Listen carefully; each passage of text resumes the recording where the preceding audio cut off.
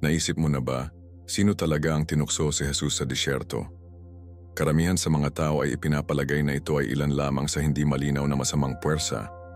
Ngunit paano kung sinabi ko sa iyo na ang pagkakakilanlan ng tempter na iyon ay nagdadala ng mga lihim na napakalalim, kaya mapanganib sa espiritual, na makakaapekto sila sa iyong sariling mga labanan na may tukso ngayon?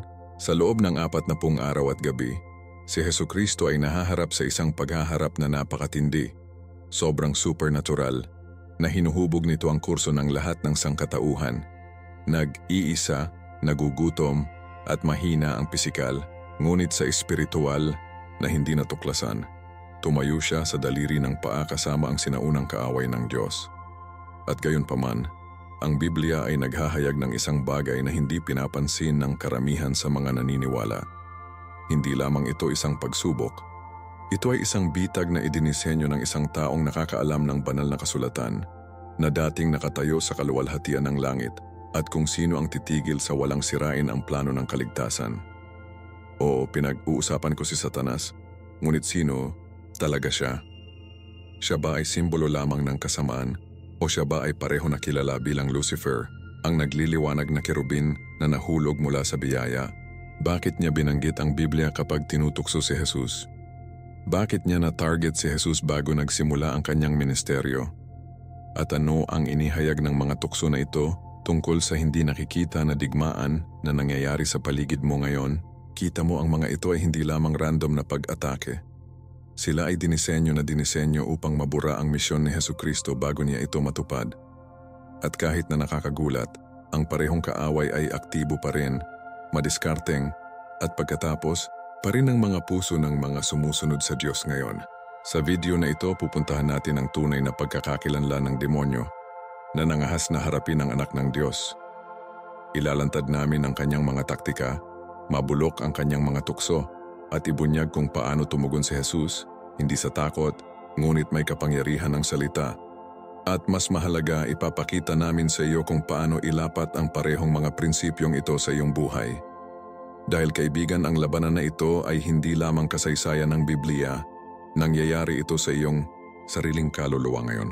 Kung nais mong malaman kung paano pagtagumpayan ang tukso, maglakad sa tagumpay, at patahimikin ang tinig ng kaaway sa iyong buhay minsan, at para sa lahat, kailangan mong manatili sa akin hanggang sa pinakadulo.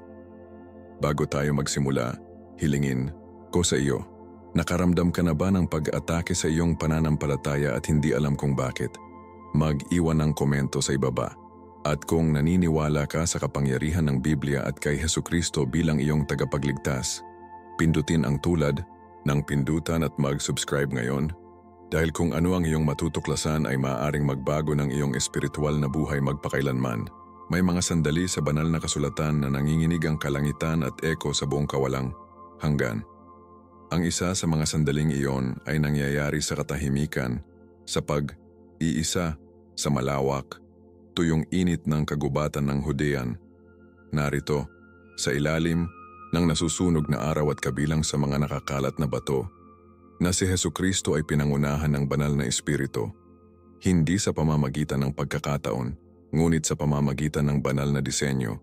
Sa loob ng 40 araw nag-ayuno siya, 40 gabi nagtitiis siya, at habang ang kanyang katawan ay napapagod, ang kanyang espiritu ay nanatiling nakaangkla sa Diyos. Ito ay hindi lamang isang pagsubok ng gutom o paghihiwalay. Ito ay isang banal na paghaharap, isang makalangit na tugma ng chess, kung saan ang kaligtasan ng sangkatauhan ay tumayo sa balanse. Isipin na, ang anak ng Diyos na nakaharap sa sinaunang ahas, ang mismong sinubukan na mag-alis ng langit mismo. Ito ay hindi lamang tungkol sa tukso. Ito ay tungkol sa kapalaran. Marami ang nagtataka kung bakit gagabayan ng banal na espiritu si Jesus sa isang lugar na nasisira. Ngunit kung minsan, ang tagumpay ay nagsisimula sa lambak. Tulad ng pagsasanay ni David sa mga tupa, bago pumatay ng mga higante, si Jesus na puno ng banal na espiritu ay ipinadala upang harapin ang kaaway hindi sa isang palasyo, ngunit sa isang desyerto. Ito ay hindi lamang tungkol sa paglaban sa kasalanan. Ito ay tungkol sa pagtatatag ng espiritual na pangingibabaw. Ang ilang ay nagiging banal na lugar kapag ang pananampalataya ay hinuhulaan doon. Sa bawat butil ng buhangin, kasama ang bawat bulong ng hangin, ang mga eko ng mga nakaraang tipan ay hinalo. Nagagala si Abraham, pag-aayuno ni Moises, si Elias ay tumakas. At ngayon, naglalakad si Jesus ng parehong lupain.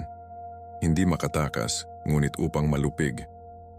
Sa pamamagitan ng lahat naroroon ng Diyos, at hindi lamang naroroon, siya ay nag-orkestra sa bawat hakbang. Ngunit narito ang bahagi ng maraming miss. Habang nag-iisa si Jesus sa laman, hindi siya nag-iisa sa espiritu. Ang parehong banal na presensya na naghati sa Red Sea at pinigilan ang mga bibig ni lions ay kasama niya. Sa tuyong lugar na iyon, ang salita ay naging tabak. Ang kanyang pakikipag-ugnay sa Ama ay hindi kumupas sa kawalan ng pagkain o ginhawa, tumindi ito. Ito ay hindi lamang isang mabilis, ito ay isang apoy. At sa apoy, inihayag ni Jesus ang isang espiritual na lakas na malapit nang ibagsak ang mga templo, itaas ang mga patay, at durugin ang ulo ng ahas. Sa nasirang katahimikan ng disyerto, ang Diyos ay sumigaw ng isang mensahe sa lahat ng nilikha. Malapit na ang pagtubos, at wala, kahit na si Satanas mismo, ay maaaring ihinto kung ano ang darating. Gayunpaman, dumating ang kalaban, hindi siya nagpakita ng mga sungay o pitchforks. Dumating siya na may diskarte, kahinahunan at baluktot na banal na kasulatan. Ang sandaling ito ay hindi lamang tungkol kay Jesus na nagpapatunay ng kanyang lakas. Ito ay tungkol sa paglalantad ng totoong mukha ng tukso. Hindi ito laging malakas. Hindi ito palaging halata. Minsan, nagsasalita ito sa banal na kasulatan na wala sa konteksto. Minsan, sumasamo ito sa gutom, pagmamataas o kapangyarihan. At kung saan si Jesus, na hindi armado ay hindi kasama ng mga hukbo, kundi sa pananampalataya, ay hindi matitinag. Hindi siya tumugon sa mga argumento, tumugon siya sa salita. Ang Biblia ay hindi lamang isang libro sa kanya, ito ay ang kanyang sandata. Isang paalala para sa amin, kapag pinipilit tayo sa bawat panig, ang ating pananampalataya ay dapat magsalita ng malakas kaysa sa ating takot. Kaya't ang disyerto ay nagiging higit pa sa heograpiya, nagiging salamin ito. Sinasalamin nito kung ano ang mangyayari kapag nahaharap ka sa mga pagsubok sa iyong pagkakakilanlan na nakaugat sa Diyos. Si Jesus, na alam mismo kung sino siya, ay hindi kailangang patunayan ito sa kaaway. At kaibigan, hindi rin sa iyo. Ang ilang sa iyong buhay ay hindi parusa, paghahanda nito. Kung kailangan ni Jesus ang disyerto bago pumasok sa pampublikong ministeryo, marahil ang iyong disyerto ay hindi ang wakas. Ito na ang simula. Manatili ka sa akin dahil sa susunod, malapit na nating ibagsak ang kalaban. At kung ano ang hindi natin matuklasan, ay maaaring muling reshape ang paraan na nakikita mo ang tukso magpakailanman. Tingnan natin ang figure sa likod ng mga anino, ang taong nangahas na lumapit kay Hesukristo mismo. Tinatawag siya ng Biblia na si Satanas, isang salitang Hebreo na nangangahulugang kalaban. Tinukoy din siya bilang Diabolos sa Greek na nangangahulugang ang akusado. Ang mga ito ay hindi lamang mga pamagat ng patula. Inilalarawan nila ang isang espiritual na nilalang na ang buong pag-iral ay umiikot sa pagsalungat sa kalooban ng Diyos at pagtatangka na palibutan ng kanyang katotohanan. Ngunit sino ang eksaktong ganito? Siya ba ay isang simbolikong puwersa o siya ba ay isang nahulog na pagiging may pagkakakilanlan, hangarin at isang personal na bendeta laban sa plano ng pagtubos ng Diyos? Ang mga banal na kasulatan ay nagbibigay sa amin ng higit sa mga pahiwatig. Naghahayag sila ng isang pattern, isang misyon, at kahit na isang kasaysayan na umaabot sa mismong puso ng langit. Ang Isaiah 14 at Ezekiel 28 ay nag-aalok ng ilan sa mga pinaka-chilling na mga larawan sa lahat ng banal na kasulatan.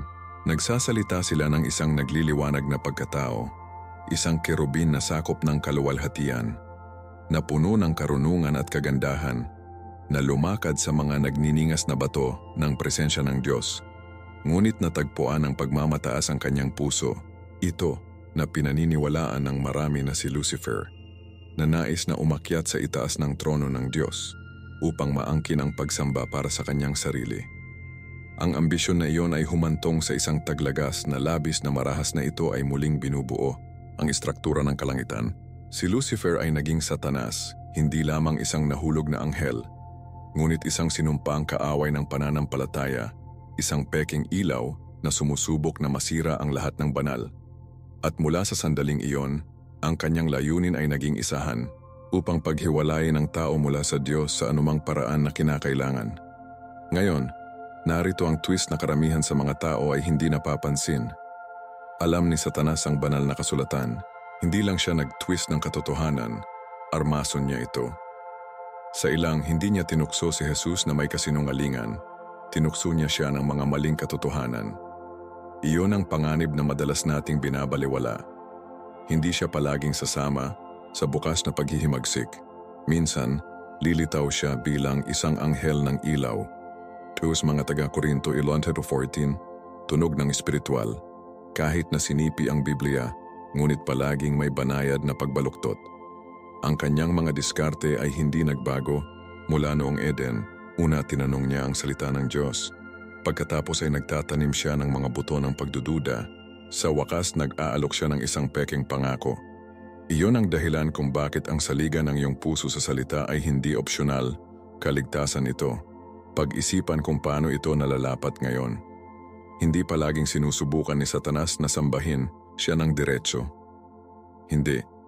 Ang kanyang mga pamamaraan ay mas banayad. Pinapasok niya ang mga saloobin, distorts ang pagkakakilanlan, at pinipilit ang mga tao na ikompromiso ng sapat lamang upang makaligtaan ang pinakamahusay na Diyos. Siya ay nagtatagumpay sa kawalan ng kapanatagan, takot at pagkalito. Sinusubukan niyang muling tukuyin kung ano ang itinatag ng Diyos. Sabihin na, disyerto sinalakay niya ang pagkakakilanlan ni Jesus. Kung ikaw ay anak ng Diyos, ginagawa niya rin ito sa iyo. Kung mayroon ka talagang pananampalataya, kung mahal ka talaga ng Diyos, ngunit hindi nagtalo si Jesus. Hindi niya ipinagtanggol ang kanyang sarili sa emosyonal. Tumayo lang siya sa Biblia, matatag at hindi natuklasan, at iyon mismo ang dapat nating gawin. Kaya, sino ang tempter? Siya ay higit pa sa isang kontrabida sa isang kwento. Siya ay isang kinakalkula na banta sa kaluluwa, isang nahulog na puwersa na nakakaalam mismo kung ano ang target. Ngunit narito, ang mabuting balita, ang kanyang kapangyarihan ay limitado. Maaari lamang siyang magmungkahi, hindi kailanman pilitin. Ang kanyang mga akusasyon ay walang kapangyarihan kapag alam natin kung sino tayo kay Kristo. Hindi siya hinarap ni Jesus sa mga legion ng mga anghel, ngunit sa tabak ng banal na kasulatan at hindi matitinag na pananampalataya sa Diyos. At kung si Jesus, ang anak ng Diyos, ay nahaharap sa gayong espiritual na pakikidigma, gaano pa dapat ihanda natin ang ating sarili sa panalangin, pag-aayuno at isang puso na puno ng katotohanan. Panatilihin ang panonood, dahil sa susunod, papasok tayo sa init ng paghaharap at masaksihan ang tatlong tukso na nagpapakita ng buong playbook ni Satanas. Ngayon ay lumakad tayo sa pangunahing paghaharap. Tatlong mga tukso na hindi random, ngunit ang mga welga ng kirurhiko laban sa misyon, pagkakakilanlan at autoridad ni Hesukristo. Ang mga ito ay hindi simpleng mga pagsubok ng willpower. Ang mga ito ay kinakalkula na pag-atake sa mismong pundasyon ng pananampalataya na direktang naglalayong derail ang muling pagtubos ng plano ng Diyos bago ito magsimula. Ang una ay dumating nang si Jesus ay pisikal na mahina, 40 araw na walang pagkain. Nakita ni Satanas ang pagkakataon at lumipat bumubulong. Kung ikaw ay anak ng Diyos, sabihin sa mga batong ito na maging tinapay. Mateo 4:3. Sa ibabaw mukhang isang hamon ng gutom. Ngunit sa ilalim, ito ay isang bitag. Ang tunay na tukso ay ang paggamit ng banal na kapangyarihan para sa mga pangangailangan sa paglilingkod sa sarili upang maiiwasan ang pag-asa sa Diyos. Tumugon si Jesus nang may katumpakan, sinipi ang Deuteronomio 1:3. Ang tao ay hindi mabubuhay sa pamamagitan ng tinapay na nag-iisa, ngunit sa bawat salita na nagmula sa bibig ng Diyos. Ang pananampalataya ay hindi tungkol sa pagpapakain ng laman, ito ay tungkol sa pagpapakain sa kaluluwa. Pagkatapos ay inilipat ni Satanas ang mga taktika Dinadala niya si Jesus sa pinakatanyag ng templo at nangahas siyang tumalon na nagsasabing, "Sapagkat nakasulat ito, iniuutos niya ang kanyang mga anghel tungkol sa iyo, itataas kanila sa kanilang mga kamay." Mateo 4:6 na nagsipi ng awit 91. Hindi ito isang random na hamon. Ito ay isang espiritual na bitag, isang paanyaya na subukan ang proteksyon ng Diyos sa pamamagitan ng paggawa ng isang himala, ngunit alam ni Jesus ang katotohanan. Ang pananampalataya ay hindi tungkol sa pagpilit sa kamay ng Diyos. Ang totoong tiwala ay hindi humihiling ng mga palatandaan. Nakasalalay ito sa pagsunod. Muli, lumingon si Jesus sa banal na kasulatan, "Hindi mo ilalagay ang Panginoon mong Diyos sa pagsubok." Deuteronomio 6:16. Dito, nagtuturo siya ng isang malakas na aralin.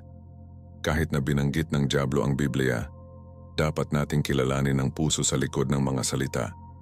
Ang maling paggamit ng katotohanan ay mas mapanganib kaysa sa isang malinaw na kasinungalingan, at ang tanging paraan upang makilala ito ay upang malaman ang Biblia ng malalim, personal ng malalim. Pagkatapos ay darating ang pangwakas masiglang tukso. Ipinakita ni Satanas kay Jesus ang lahat ng mga kaharian ng mundo at nag-aalok sa kanila na nagsasabing, "Lahat ng ito ay ibibigay ko sa iyo kung yumuko ka at sasamba sa akin." Mateo 4:9.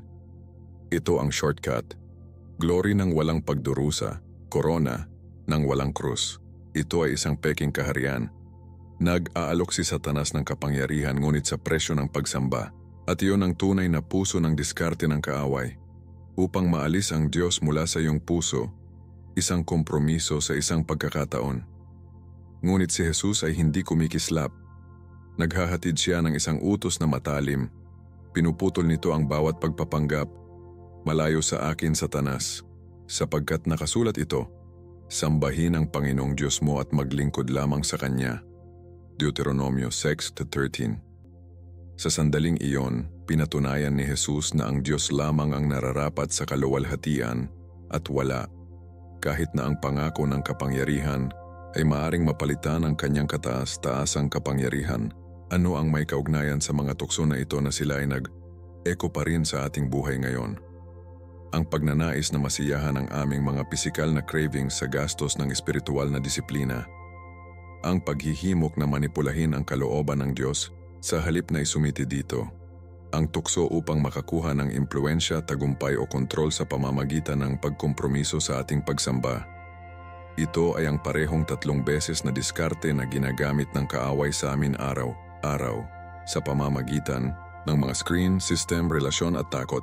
At ang paraan ng pagtugon ni Jesus ay nagbibigay sa amin ng isang modelo na sundin, hindi lamang sa mga salita, ngunit sa postura. Nanatili siyang nakaugat sa banal na kasulatan, matatag sa pananampalataya, at hindi nagbabago sa kanyang tiwala sa Diyos. Ang Biblia ay hindi ang kanyang fallback, ito ang kanyang pundasyon. Kaya kapag nahaharap ka ng mga sandali ng presyon, ipos at tanungin, "Alin sa 3 mga tukso na ito ang laban sa akin? Hinihiling ka bang magpakain ng gutom na hindi pinahintulutan ng Diyos? Sinusubukan mo ba ang kanyang mga pangako sa halip na magtiwala sa kanyang proseso? Natutukso ka bang kumuha ng isang shortcut sa halip na maglakad sa lambak kasama niya?" Kaibigan, hindi ka nag-iisa.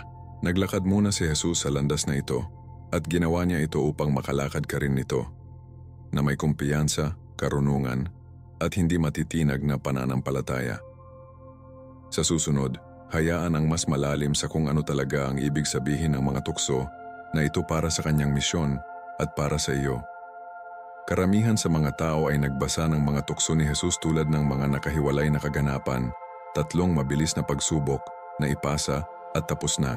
Ngunit paano kung sinabi ko sa iyo na ibunyag nila ang isang bagay na mas malalim? Ang bawat tukso ay hindi lamang isang personal na hamon. Ito ay isang makahulang simbolo na sumasalamin sa mismong istruktura ng muling pagtubos ng misyon ni Hesukristo. Una ang pisikal, ang gutom. Kung gayon ang espiritual, ang pagsubok sa proteksyon ng Diyos. At sa wakas, ang gobyerno, nag-aalok ng mga kaharian ng walang krus. Ang mga ito ay hindi lamang mga tukso. Ang mga ito ay baluktot na mga bersyon ng layunin ni Jesus. Ang kaaway ay hindi lamang sinusubukan na mahulog siya, nag-aalok siya ng isang kahaliling kapalaran, ang isa na mukhang mas madali, mas malinis, mas maginhawa, hindi pa natatanggal ng pagsunod at sakripisyo. Ito ay isang bitag na pinahiran sa maling kaluwalhatian. Ngunit si Jesus, na puno ng pananampalataya at nakabase sa salita ng Diyos ay nakita ang lahat. Kita niyo ang unang tukso, ang paglalagay ng mga bato sa tinapay, ay tungkol sa pisikal na paglalaan na tumama sa bahay, hindi ba? Nakatira kami sa isang mundo na nahuhumaling sa instant na kasiyahan. Gutom, tagumpay, pagpapatunay, kasiyahan, nais namin ito ngayon. Ngunit ang pananampalataya ay nagtuturo sa atin na maghintay sa Diyos kahit na ang lahat sa loob ay sumisigaw para sa pagkilos. Sinabi ni Jesus, ang tao ay hindi mabubuhay ng tinapay na nag-iisa. Deuteronomio 8:3 na nagpapaalala sa atin na ang buhay ay dumadaloy mula sa bibig ng Diyos, hindi lamang mula sa mga material na bagay. At sa sandaling iyon, ipinahayag niya na ang espiritual na sustansya ay higit sa pisikal na kasiyahan. Sa susunod na ikaw ay pinipilit na gumawa ng isang bagay na mangyari sa iyong sarili, ipos at tanungin, ito ba ay tinapay? O ito ba ay isang bato na bihis na parang tinapay? Ang pangalawang tukso ay nakikipag-usap sa isang mapanganib na pag-iisip na gumagapang sa modernong pananampalataya, ang pangangailangan para sa patunay. Tinukso ni Satanas si Jesus na ibagsak ang kanyang sarili, na nagmumungkahi na kung mahal siya ng Diyos, mahuli siya ng mga anghel, pamilyar sa tunog. Diyos, kung talagang nagmamalasakit ka, ipakita sa akin ang isang tanda. Ngunit alam ni Jesus ang Biblia. Sinipin niya ang Deuteronomio 6:16. Huwag mong subukan ang Panginoon mong Diyos. Ang mature na pananampalataya ay hindi hinihiling ng patuloy na kumpirmasyon. Nagtitiwala ito sa katahimikan. Naglalakad ito kapag hindi malinaw ang landas. At kaibigan, kung minsan ang pinakadakilang gawain ng Diyos ay nangyayari hindi kapag nahuli ka niya sa midair, ngunit kapag tinuruan ka niya kung paano maglakad sa pamamagitan ng pananampalataya, at hindi sa paningin, ito ang mga taga-Korinto, 5:7. At pagkatapos ang pangwakas na tukso, marahil ang pinakamapang-akit sa lahat. Ipinakita ni Satanas si Jesus ang mga kaharian ng mundo at nag-aalok sa kanila ng walang sakit, ng walang krus. Ito ay isang paanyaya sa kapangyarihan ng walang layunin, autoridad ng walang pagsuko. At maging matapat, hindi ba nais nating lahat para sa mga shortcut? Isang mas mabilis na paraan upang layunin. Isang mas malinis na landas upang maimpluwensyahan. Ngunit alam ni Jesus, ang anumang trono na inaalok ni Satanas ay isang pekeng. Tumugon siya ng may kalinawan at lakas. Sinipi ang Deuteronomio 6:13. Sumamba sa Panginoong Diyos mo at maglingkod lamang sa Kanya. Hindi lamang ito pagtanggi, ito ay ang pagpapahayag. Hindi lang niya tinatanggihan si Satanas. Kinukumpirma niya ang Diyos bilang nag-iisang bagay ng kanyang pagsamba. Iyon ay isang espiritual na susi na maaari nating dalhin kapag nag-aalinlangan, yumuko lamang sa isa na humahawak ng kawalang hanggan. Kaya, ano ang ibig sabihin ng mga tukso na ito para sa atin? Ipinakita nila sa amin na ang landas ng pananampalataya, ang daan ni Jesus, ay hindi tungkol sa mga shortcut. Tungkol ito sa pagsuko.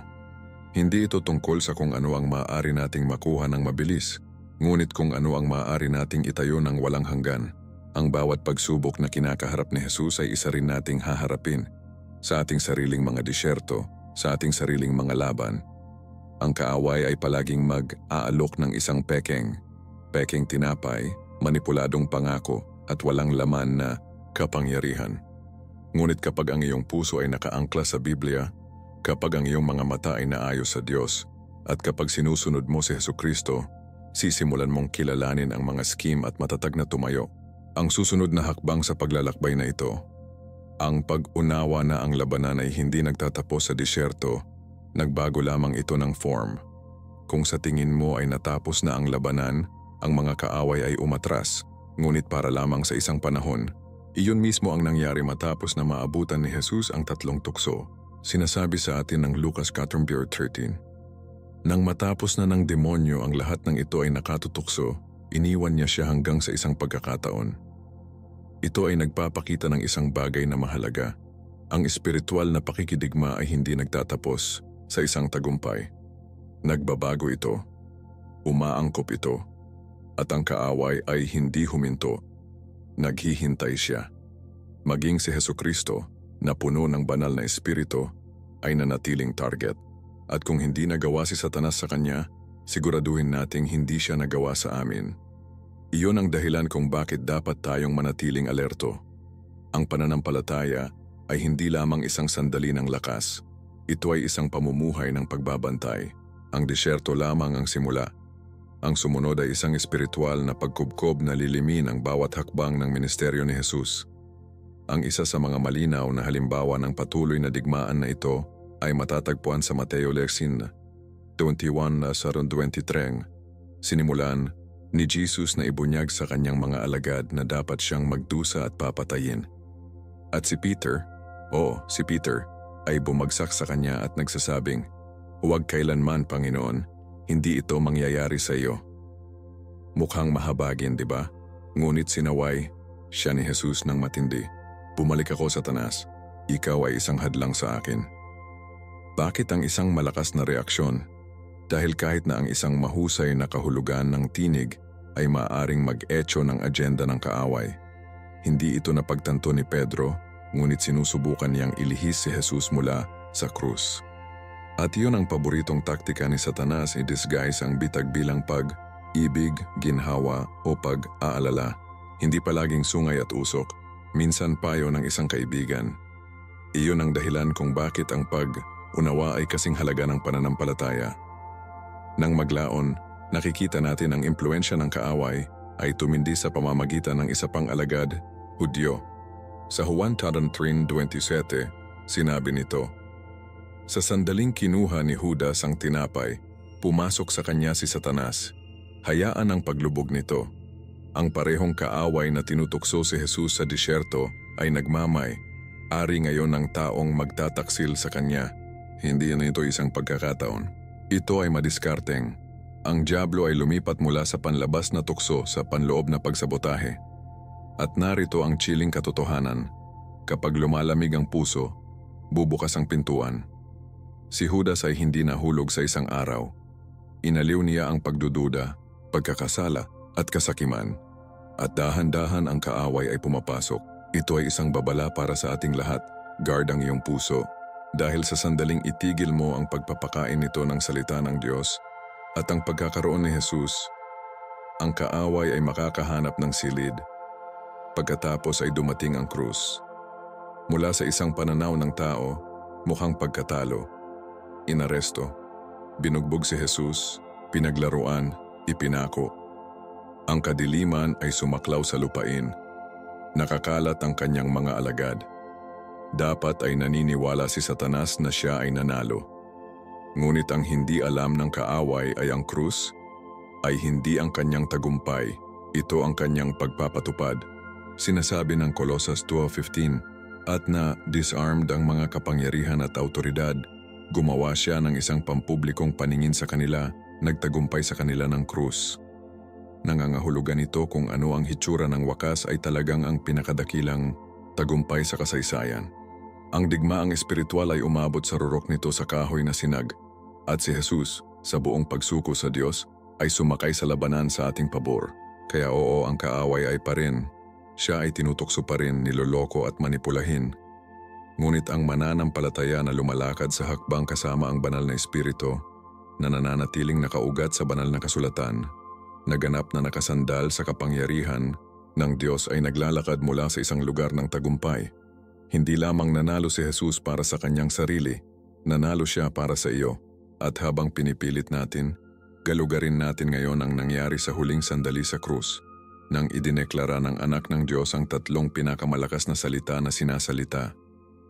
Tapos na. Sa krus, na nakabitin sa pagitan ng dalawang kriminal, nabugbog at may dugo na higit sa pagkilala, itinaas ni Hesukristo ang kanyang tinig at ipinahayag, "Tapos na." Juan 10:30. Ang mga ito ay hindi mga salita ng pagsuko. Sila ay isang sigaw ng tagumpay. Gamit ang deklarasyong iyon, tinatakan niya kung ano ang ipinaglaban ng kaaway, upang maiwasan ang pagkumpleto ng muling pagtubos ng plano ng Diyos. Para sa mga henerasyon, sinubukan ni Satanas na makagambala sa linya, masira ang tipan at pinalayo ang katotohanan. Ngunit sa sandaling iyon, ang lahat ng kanyang mga scheme ay gumuho sa ilalim ng bigat ng banal na pagsunod. Hindi tinalo ni Jesus ang kadiliman sa mga legion ng mga anghel o kidlat mula sa langit. Sinakop niya sa pamamagitan ng pagsusumite, sa pamamagitan ng pananampalataya, sa pamamagitan ng pag-ibig sa sakripisyo. Iyon ang gumagawa ng kanyang tagumpay na nakakatakot sa kaaway.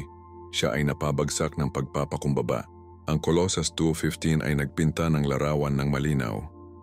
Ang pagkakaroon ng mga disarmed na mga punong guro at kapangyarihan, gumawa siya ng isang pampublikong paningin sa kanila na nagtagumpay sa kanila sa pamamagitan ng krus. Isipin mo yan, ang mismong instrumento ng kahihiyan ng Roma ay naging banner ng kaluwalhatian ng Diyos. Inisip ni Satanas na pinatahimik niya ang Mesyas. Sa katotohanan, pinalakas niya siya. Ang krus na iyon ay naging silid ng korte kung saan ang bawat akusasyon laban sa amin ay tinanggal. Ang dugo ni Jesus ay muling isinulat ang ating pangungusap. Natupad ang batas. Nasira ang sumpa. Ang mga tanikala ay nasira. At ang kaaway, hinubad ng kapangyarihan, nakalantad, natalo, hindi sa isang sulok, hindi sa katahimikan, ngunit sa publiko, hindi bumulong ang krus. Umungol ito, ngunit hindi iyon ang wakas. Ang pahayag 1:18 ay nagsasabi sa amin ng isang bagay na mas nakakagulat. Sinabi ni Jesus, "Ako ang nabubuhay at namatay at narito, buhay ako magpakailanman at mayroon akong mga susi ng Hades at kamatayan." Maghintay, ano ang ibig sabihin nito?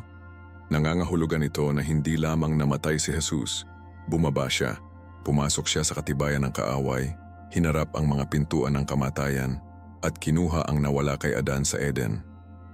Hindi siya humingi ng pahintulot, hindi siya nag-ayos, naglakad siya papunta sa kailaliman na may buong autoridad at naiwan kasama ang mga susi. Ang kamatayan ay hindi na humahawak ng pangwakas na salita. Ang libingan ay wala ng kapangyarihan. Ang impyerno ay sinalakay ng hari ng langit. At ang tagumpay na iyon, hindi ito sinasagisag. Ito ay personal. Ito ay sa iyo.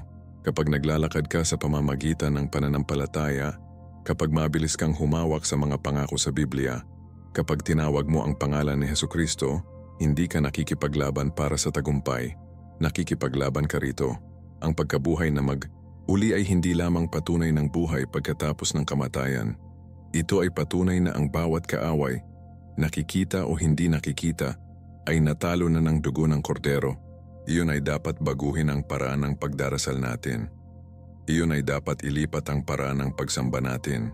Hindi ka humihingi ng mga scrap mula sa Diyos, naglalakad ka sa mana na tinatakan ng krus. Ang krus na iyon ay hindi isang pagkatalo. Ito ay isang koronasyon. At ngayon habang sinisimulan nating dalhin ang buong paghahayag na ito, maglaan ng ilang sandali upang sumalamin. Kung tinalo ni Jesus ang kaaway ng may pagsunod at sakripisyo, ano ang maaaring mangyari sa iyong buhay kung pinili mo ang parehong landas? Anong tagumpay ang naghihintay sa kabilang panig ng iyong pagsuko? Manatili sa akin dahil sa huling kabanatang ito, isasama namin ang lahat ng ito sa isang personal, nagbabago na paraan. Panahon na upang gumawa ng desisyon, hindi lamang upang malaman ang katotohanan, ngunit upang mabuhay ito. Ngayon na nakita mo ang buong larawan, hayaan ang katotohanan na ito na malutas sa iyong espiritu. Hindi lamang nalampasan ni Jesus ang kaaway, napagtagumpayan niya siya para sa iyo. Sa bawat sandali sa disyerto, ang bawat taludtod na kanyang sinasalita, ang bawat patak ng dugo na nabubo sa krus na iyon ay para sa iyong pagtubos. Ang kanyang tagumpay ay hindi malayo, simbolikong o abstract. Ito ay matalik, sinasadya at personal. At ang magandang katotohanan ay nakatayo pa rin ito ngayon. Si Satanas ay hindi tumigil sa pagtukso, pag-twist at pag-target ng mga puso. Ngunit ang pagkakaiba ngayon ay ito, hindi ka nag-iisa sa laban. Tinurog na ni Hesukristo ang pinuno ng ahas at inaalok niya ang parehong autoridad sa mga naglalakad kasama niya sa pananampalataya at pagsunod. Kaya siguro pinapanood mo ang video na ito ng may mabigat na puso. Siguro nahuli ka sa tukso, natigil sa takot, o nahihirapan sa espiritual na pag-aalinlangan. Siguro pakiramdam mo tulad ng pagkakahawak ng kaaway sa iyong buhay ay mas malakas kaysa sa iyong sariling kalooban upang labanan. Ngunit kaibigan, hindi mo na kailangang manatili doon. Sinasabi ng Biblia sa Santiago 4:7, isumite ang inyong sarili kung gayon sa Diyos. Tumanggi sa dyablo at tatakas siya mula sa iyo. Hindi iyon talinghaga, ito ay isang pangako. Kapag ihanay mo ang iyong buhay sa Diyos, kapag naroot mo ang iyong kaluluwa sa Kanyang salita, ang kaaway ay nawalan ng kanyang bukol. Ang pananampalataya ay hindi tungkol sa pagiging perpekto, ito ay tungkol sa pagtitiwala sa isa. At kung hindi ka pa nakagawa ng desisyon na iyon bago, o baka mayroon ka, ngunit lumakad ka, ngayon ay ang sandali. Huwag maghintay para sa isang perpektong araw o isang pag-sign sa kalangitan. Ito ang iyong pag-sign. Dito mismo, sa ngayon. Kung may gumalaw sa loob mo habang pinapanood ito, hindi lamang emosyon. Iyon ang banal na espiritu na kumakatok sa pintuan ng iyong puso. At kung handa ka nang papasok siya, sabihin mo lang ito nang malakas nasaan ka man. Jesus, tinatanggap kita bilang aking Panginoon at tagapagligtas. Isinuko ko ang aking buhay sa iyo. Ang simpleng panalangin na iyon na sinasalita ng may pananampalataya ay nagbabago ng kawalang hanggan.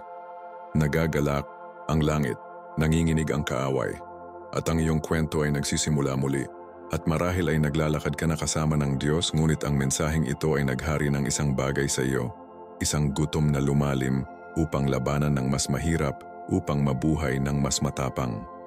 Hayaan itong maging iyong espiritual na checkpoint, ay reaffirm ang iyong pananampalataya. Magsalita ng isang malakas na amen ngayon at ipinahayag na hindi ka na mabubuhay sa ilalim ng takot, kahihiyan, o pagkalito sa espiritual. Ang parehong Jesus na nagpatahimik sa tempter sa disyerto ngayon ay naninirahan sa iyo. At ang kanyang salita, ang kanyang espiritu, ang kanyang kapangyarihan ay magagamit sa bawat araw. Huwag lamang marinig ang mensaheng ito, mabuhay ito, ibahagi ito. Hayaan ang iyong buhay na maging isang sandata sa mga kamay ng Diyos. Naabot namin ang pagtatapos ng paglalakbay na ito. Ngunit hindi ito ang katapusan ng nais gawin ng Diyos sa iyong buhay. Sa katunayan, simula pa lang, kaya manatili sa amin. May mga mas malalim na katotohanan sa unahan. At sa susunod na video, sumisid kami sa isang paghahayag na iling ang mga pundasyon ng lahat ng naisip mong alam mo. Ngunit sa ngayon kunin ang sandaling ito. Sumasalamin, tumugon, kumonekta muli, sapagkat ang digmaan ay maaaring hindi nakikita, ngunit ang tagumpay ay totoo. Kaya ngayon alam mo na kung sino ang tunay na tinukso si Jesus sa disyerto at kung paano niya napagtagumpayan. Ano ang tungkol sa iyo?